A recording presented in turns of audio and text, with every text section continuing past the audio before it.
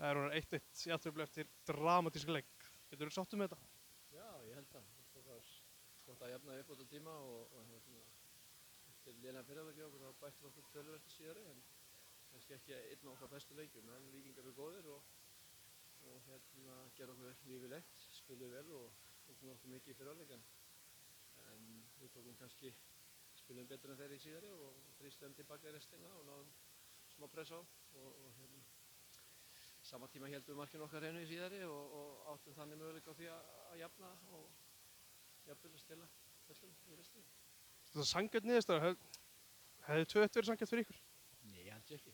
Ég held þetta sé ágætlega sanngjarnt. En ég meina, það var bara hörkuleikur og hörkubarátta og mikið pústra og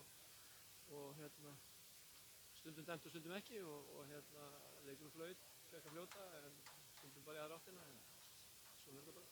Talar einmitt að leikurinn fekk að fljóta og stundum bara í aðra áttina. Varstu ósáttur með línuna? Nei, línan var fín en hún var bara í einn átt þannig að það eru menn sem var að komast upp með hluti sem að flest allir fótboltamenn komast ekki upp með þannig að inn á vellinu þannig að það er svona kannski illa að einhverjum veiði. Það séum fá flest spjöldin í leiknum ef ekki öll og þeir eru að fá mun fleiri aukaspyrnur en við fyrir sambæra hluti sem er ekki flautað á hina áttina þannig að ég var mjög ósáttur við línuna sem var í þá áttina allavega. Varstu Sölvi og Kári komast upp með ómargt? Þeir eru bara reynslu bolta, þeir kunna þetta og þeir gera þetta vel og ég meina með eitthvað stjórn þetta þá halda þeir áfram og það er bara frábært. Þeir er ekki ástæðulaus við þetta er okkur bestu varnarmenn gegnum tíðina. Þeir eru bara klókir og klárir en þú veist, við þurfum að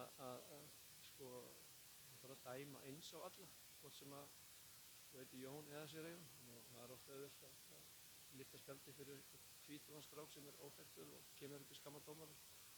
Frekar heldur en að væri eldri leikmaður sem hefur smá bein í nefinu en svona er þetta við leikurinn og úrslitin hafði ekkert með þetta ekki neitt. Ég hef bara viljað fá eina og eina aukaspyrnu hér og þar sem hefði kannski geta lyft liðin okkur herra eða geta búið okkur upp á aukaspyrnur á hættulegum stöðum sem að kannski þeir voru að fá þannig að bara ekki alveg að skipta en skipta ekki máli. Leikurinn snerist ekki um það, úrslitin snerist ekki um það dómara er að reyna sitt besta og stóð sér bara öðru leikir mjög vel en það reynist þetta smáatriði sem var að pera þessu út í hefur ekki þau áhrif og þetta er kannski orðið eitthvað öðruvísi.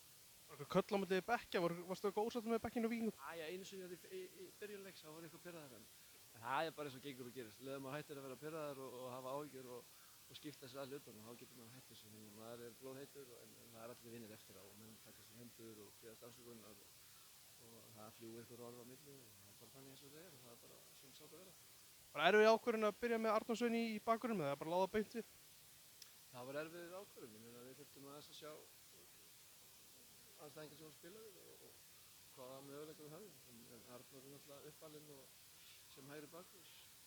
Spilaði allir mennsku sem hægri bakvörður. Svo er búið að skóla hann til í miðvörð núna og það er svona ákvörðun sem ég ákvað að taka til að hafa svona aðeins meiri styrk og reynslu í varnarlínunni. Hversu ljúft var svo að sjá markið á Flóka? Það var mjög notalegt.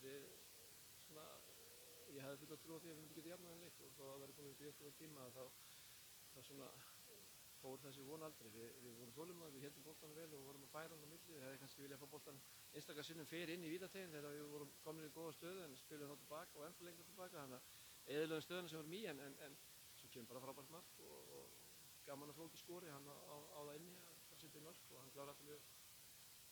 Að lokum, veist þú af hverju Víkingar voru að baula á Kristni Jónsson leiknum? Nei, ég veit það ekki. Ég hef ekki hugmynd, ég var að veltaði fyrir mig sjálfur, þannig að ég get ekki svarað. Takk fyrir þetta gangið vel. Takk fyrir, takk.